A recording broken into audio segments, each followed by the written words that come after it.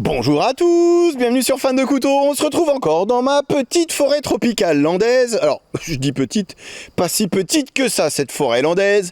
Je vous présente aujourd'hui le modèle MKM Normar, collaboration exclusive entre le site Knives and Tools, la marque MKM, et le coutelier que vous connaissez tous aujourd'hui, Jesper Voxness. Bien évidemment, présentation, comparaison et test de coupe. C'est vrai qu'à première vue, ce couteau a une forme de lame assez atypique, assez bizarre. Et c'est vrai qu'à première vue, comme ça, esthétiquement, pas véritablement fan de cette forme de lame. Après, est-ce que c'est fonctionnel? Est-ce que c'est génial à utiliser? C'est ça qu'on va voir pendant les tests de coupe. J'ai également fait quelques petites préparations de nourriture avec cette lame. Et c'est vrai qu'avec ce ventre et cette lame finalement tout embellie, tout en courbure, ça s'avère être une lame particulièrement agréable pour tout ce qui va être préparation de nourriture, même si encore une fois ces émoutures scandinaves ne sont pas forcément adaptées à la préparation nourriture. Couteau de bushcraft, couteau outdoor, couteau il est vrai assez typé chasse également. Comme j'ai dit, on est sur cette marque MKM, c'est la première fois que vous voyez cette marque sur la chaîne, marque italienne, qui fait partie c'est un consortium. Alors c'est quoi un consortium? C'est un groupement d'entreprises. Cette marque est née en 2018 et ce sont les marques italiennes Lion Steel, puisque ce couteau est fabriqué par Lion Steel, c'est marqué juste ici. Donc c'est Lion Steel, c'est Viper, c'est Fox Knives et c'est Mercury qui se sont mis ensemble pour créer MKM. Donc vous retrouvez du MKM fabriqué chez Viper, vous retrouvez du MKM fabriqué chez Fox et ici on retrouve donc du coup du MKM fabriqué par la firme Lion Steel. Il y a d'ailleurs quelque chose de très Lion Steel sur ce couteau au niveau de l'ergonomie, au niveau du manche. Et c'est d'ailleurs la première fois que Lion Steel nous sort une émouture scandinave sur l'un de ses couteaux, même si c'est pas estampillé Lion Steel, c'est bel et bien Lion Steel qui produit ce couteau. Je vous reparle de l'étui cuir dans 2 petites secondes. Je vais vous le comparer, bien évidemment, vous savez, puisque tout est prévu sur la chaîne. Vous croyez que je fais les vidéos comme ça au hasard et que ça s'enchaîne au gré de mes envies. Alors oui, ça s'enchaîne véritablement au gré de mes envies, mais il y a aussi et également une petite suite logique, parfois, dans mes vidéos. C'est pour ça que sur la dernière vidéo, vous avez vu ici ce Mora au prix et au tarif exorbitant. Pour le même prix, vous avez ce modèle MKM avec un manche en olivier et sur l'acier, on est sur du CPM 3V et finalement toutes les critiques que j'avais pu faire sur ce couteau disparaissent ici sur ce modèle Normar. Et c'est pour ça finalement que je disais que Mora déconne totalement avec ce modèle 8, c'est que ici on retrouve véritablement des matériaux premium, un acier premium, des finitions premium, un dos de lame légèrement arrondi, même si j'avais pu faire cette critique, vous savez, avec cet acier ici qui dépasse légèrement des plaquettes, et je l'avais dit dans la vidéo, si ça avait été légèrement arrondi ou chanfreiné, on aurait été sur un manche hyper confortable.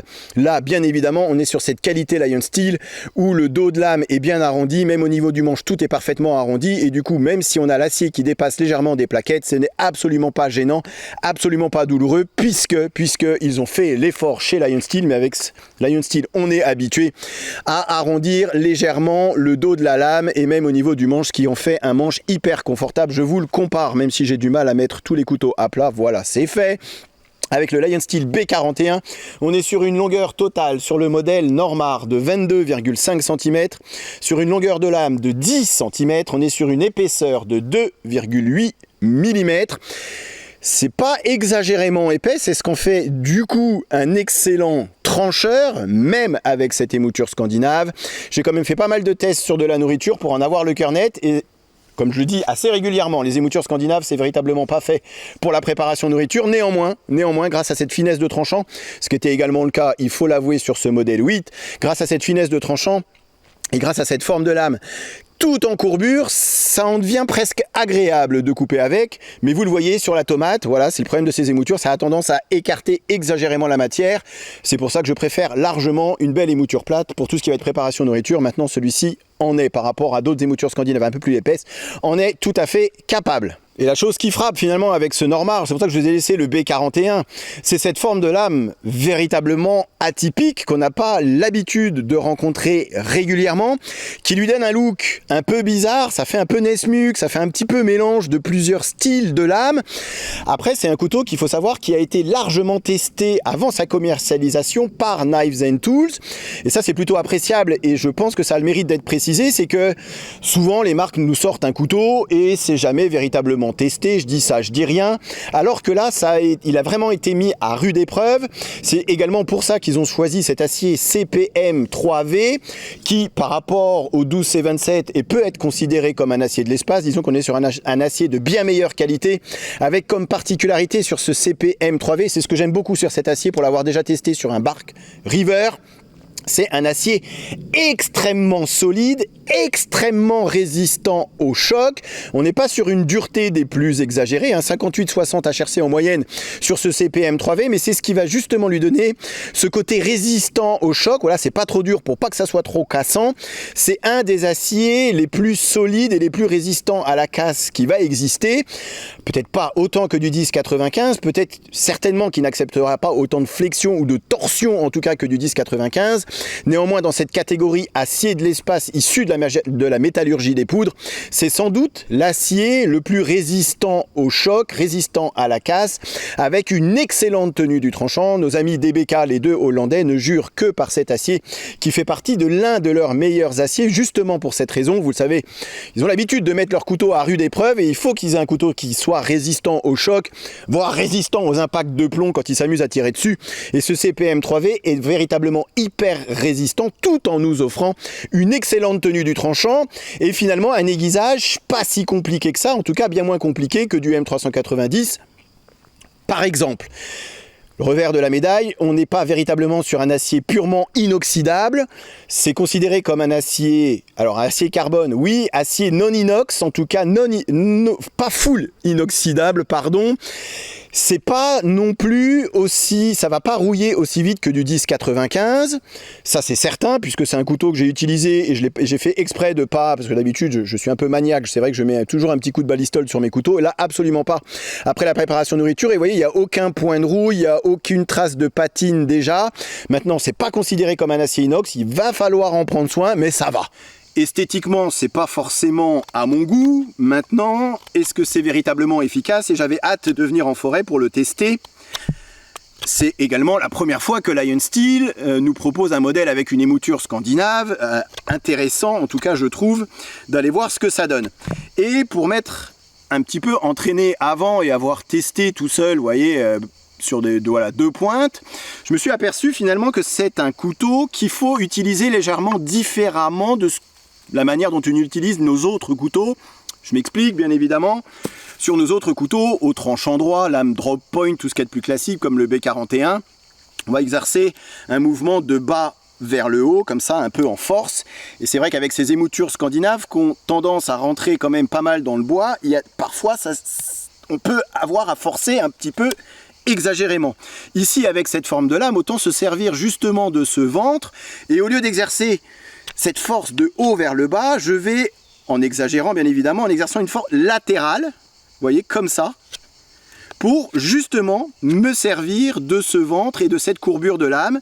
Et du coup, je lève les mêmes copeaux, mais en exerçant beaucoup moins d'efforts, et du coup, beaucoup moins de fatigue dans le bras, vous voyez, en tirant comme ça, un peu vers le bas bien évidemment, mais surtout latéralement, j'arrive à lever les mêmes copeaux, sans trop d'efforts, et c'est véritablement là l'efficacité et finalement la force de cette forme de lame. On est sur un petit manche et c'est ce qui frappe en premier quand on prend le couteau dans les mains. Voilà, c'est pas fait véritablement pour des grosses paluches ni pour travailler avec des gants. On est plutôt sur un petit manche mais toujours très bien travaillé. Ce que j'aime beaucoup chez Lion Steel, c'était pareil d'ailleurs sur le B41. Vous voyez, c'est au niveau de la visserie ici, il y a quand même un petit peu de travail soigné, un petit peu de finition qu'on ne retrouve absolument pas sur des couteaux qui coûtent le même prix fabriqués en Suède, si vous voyez ce que je veux dire. Allez, j'arrête avec eux.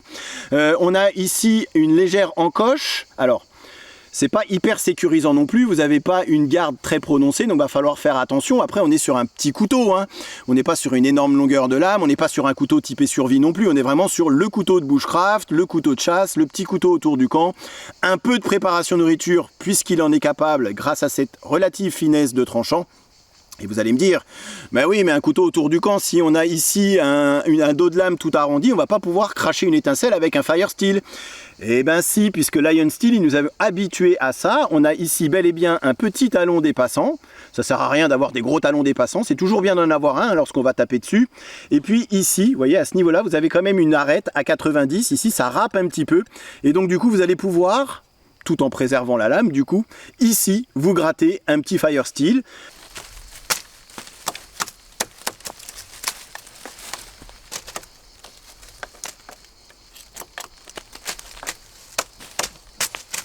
Alors, c'est certain qu'à 132 grammes, ce couteau n'est pas véritablement fait pour les coupes à la volée.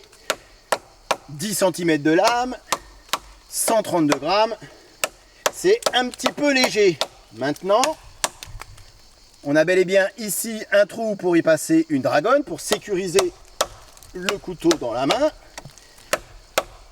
Et cette forme de lame nous donne malgré tout un petit peu plus de capacité de coupe qu'une forme de lame classique. Et vous voyez, même si c'est pas fait pour ça, il en est tout à fait capable.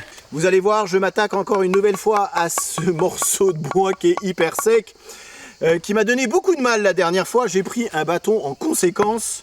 Et du coup, même si on n'est que sur une lame, je rappelle, 2,8 mm, c'est quand même pas exagérément épais, 10 cm de taille de lame, et vous voyez comment se termine ici le tranchant. On a un petit casse-goutte, ce que je trouve génial. Alors, certes, couteau typé chasse, c'est pas comme ça que je vais m'en servir, mais à l'affûtage, à l'aiguisage sur de la pierre, on va véritablement pouvoir aiguiser jusque là, jusqu'au manche, et ça c'est plutôt pas mal.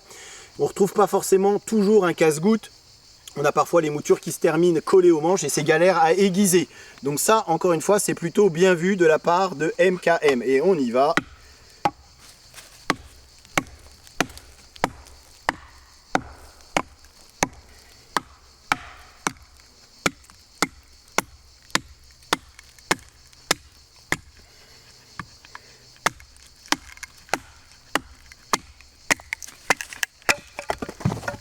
Et ben voilà.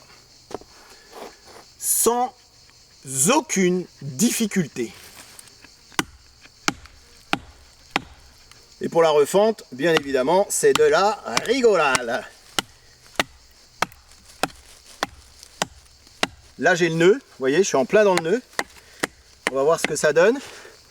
Petit talon dépassant, comme j'ai pu dire, donc ça c'est génial. Vous allez pouvoir lui taper sur le dos sans abîmer les plaquettes. Ça serait dommage d'abîmer des si belles plaquettes en olivier quand même. Et là c'est dur. Là j'ai le nœud. Mais je sens qu'il en est tout à fait capable. Je vais tout vous montrer. Ah, vache.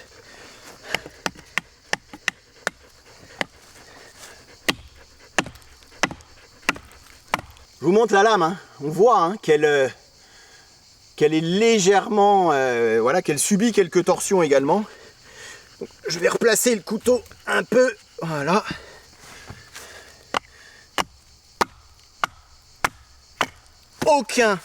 Aucun problème. Et je rappelle qu'un couteau n'est pas forcément fait pour bâtonner, qu'on n'est que sur 2,8 mm d'épaisseur et sur une lame de 10 cm. Donc ça déjà, c'est beaucoup lui en demander à ce couteau-ci. Mais je n'avais finalement aucun doute quant à la qualité de Lion Steel, à la qualité de cet acier CPM 3V. Vous pouvez véritablement lui en mettre plein la tronche. J'ai du mal à m'arrêter tellement finalement c'est efficace par rapport à l'épaisseur générale du couteau, par rapport à la taille du couteau. On est sur une pointe relativement costaud quand même, un tranchant fin mais une pointe assez forte, du coup qui nous permettra d'aller travailler comme ça dans du bois. Pourquoi pas vous faire un petit trou, pourquoi pas aller creuser, pourquoi pas aller vous tailler une petite cuillère également, ça en est c'est tout à fait possible. Et puis avec ce CPM 3V, voilà, on sait qu'on sera sur un acier hyper résistant au choc, hyper résistant à la casse. Alors, sans exagération non plus, hein, voilà. On est d'accord, n'importe qui peut péter la pointe d'un couteau, vous le plantez à fond dans l'arbre, vous faites une torsion latérale et vous pétez la lame en deux. Mais il n'empêche que cet acier est particulièrement résistant au choc, particulièrement résistant à la casse. Disons que par rapport à la taille du couteau, par rapport au poids du couteau et à ce pourquoi le couteau est fait, vous pouvez lui en demander beaucoup. Je précise que sur ce modèle, je n'ai pas eu besoin de revisser les plaquettes lorsque le couteau est arrivé et je n'ai toujours pas besoin de revisser les plaquettes. Les plaquettes n'ont absolument pas bougé, j'ai presque envie de dire que le tranchant même n'a lui également absolument pas bougé. On est réellement en présence d'un excellent couteau à la qualité irréprochable. Un petit mot sur l'étui quand même, puisque bien évidemment le couteau est livré avec un étui en cuir noir sur piqûre blanche. Je trouve ce contraste magnifique. On est bien évidemment sur un étui qui lui également est fabriqué en Italie, puisque c'est fabriqué par Lion Steel. On retrouve la qualité des étuis Lion Steel, je l'ai déjà dit, la classe à l'italienne, mais je trouve que l'étui lui va particulièrement bien. Et par rapport à l'étui du B41, vous voyez à l'arrière ici, vous avez en plus ce type d'attache. Vous pouvez avec ce bouton pression, vous voyez, attacher l'étui par exemple à un sac à dos, ce qui n'était pas possible sur le B41. Et vous avez également un passant ceinture si vous souhaitez le mettre à votre ceinture. Excellente rétention grâce à ce petit bouton pression et à cette petite lanière. Mais j'ai envie de dire que même sans le bouton pression et même sans cette lanière, la rétention est excellente. Il faudra simplement, encore une fois, faire attention à ça lorsqu'on sort le couteau. En plus avec cette forme de lame, vous voyez ce gros ventre, hein, vous l'aurez compris. Mais ça peut éventuellement venir couper la lanière à ce niveau-là. Donc il faudra juste faire attention lorsqu'on sort et lorsqu'on rentre le couteau de l'étui. Et puis là où il va être génial ce couteau finalement, c'est pour les petites tâches. J'allais dire les petites tâches du quotidien, les petites tâches que vous allez avoir à faire autour d'un camp. Un peu de feather stick, un peu de copeaux, vous taillez une pointe, vous avez oublié vos piquets de tente, vous allez très facilement pouvoir vous refaire des petits piquets de tente avec du bois, un bâton de marche. Finalement le couteau outdoor, bon à tout faire, tout en sachant qu'on est sur un acier résistant à la casse, hyper solide. Puis avec ce tranchant, regardez-moi la qualité du tranchant encore. Oui, j'ai du mal à m'arrêter, vous le savez maintenant. Je vais vous montrer sur mes 3 poils et demi. Mais je sens que le tranchant, il est encore vif. Comme quand on reçoit le couteau. Et quand on reçoit le couteau, le tranchant est véritablement rasoir hyper vif. Vous voyez? Bon, j'ai plus grand chose, hein, mais ça rase. Hein. Vous voyez, un peu de saleté et 3 poils et demi. Et je le savais, rien que en coupant ici, on sent que le tranchant n'a absolument pas bougé. Et qu'on est toujours en présence d'un excellent tranchant grâce à cet excellent acier. Pour conclure sur ce MKM Normar ou Lion Steel Normar, puisqu'on est finalement sur un couteau Lion Steel, collaboration avec le site Knives and Tools, Jesper Voxness et MKM. Vous trouverez ce couteau à 200 € sur le site Knives and Tools. Je vous laisse le lien dans la barre de description. Vous avez un code promo. Je vous laisse le nom du code, pareil, dans la barre de description. 10% de réduction sur toute la série des Normar. Ce n'est pas un code affilié. Je ne touche rien si vous achetez ce couteau. Vous avez simplement le droit à 10% de réduction si vous souhaitez acheter ce couteau. Couteau qui est en tout point, j'allais presque dire diamétralement opposé au dernier couteau que je vous ai présenté sur la chaîne. Il s'agissait du Mora 8, qui coûte exactement finalement le même tarif grâce à ce code promo. Rien à voir en termes de qualité de fabrication. Je ne vous parle pas de l'étui. L'étui, on était sur des étuis en cuir. Étui en cuir de très bonne qualité chez Mora, même si là on a un petit peu plus d'épaisseur avec cet étui Lion Steel. Je parle simplement du couteau. S'il n'y a absolument rien à voir en termes de qualité de fabrication et en termes de qualité des matériaux pour deux couteaux qui valent exactement le même tarif. Vous l'avez vu, ces petites finitions, ce petit dos de lame. Alors oui, on a l'acier qui dépasse, mais l'acier ici, il est tout arrondi et ici aussi. Du coup, on est sur un manche hyper confortable. La seule chose à retenir peut-être sur ce manche, c'est qu'on est en présence d'un petit manche qui ne conviendra pas forcément aux grosses paluches. Mis à part ça, point de vue ergonomie, tout est parfait. Voilà, on est sur du Lion Steel, donc tout est parfaitement galbé, tout est parfaitement étudié. Vous avez ici un petit retour à l'arrière pour éviter que le doigt ne glisse. Pareil ici, une petite garde juste suffisante de ce qu'il faut pour sécuriser l'index à l'intérieur. Talon dépassant, petit ici, arrête à 90 pour aller gratter un Fire Steel. Alors oui, il n'a pas forcément un physique facile, ce Normar, mais parfois, il faut passer outre ce physique difficile, gratter un petit peu ce qu'il y a dessous pour voir que le couteau est efficace. Ça marche aussi pour les personnes, et c'est vrai qu'à l'utilisation, finalement, ce couteau s'avère génial. Encore une fois, ce pourquoi il a été conçu. Couteau de bushcraft, alors pas un couteau de survie, vous l'aurez compris, vous avez vu les coupes à la volée, on est sur un tranchant et même sur une lame bien trop fine, mais couteau outdoor, couteau de camping, couteau de bushcraft, couteau autour du camp, couteau dans le fond du jardin, on reste sur une petite lame, sur un petit manche, sur un couteau finalement assez compact mais hyper bien foutu.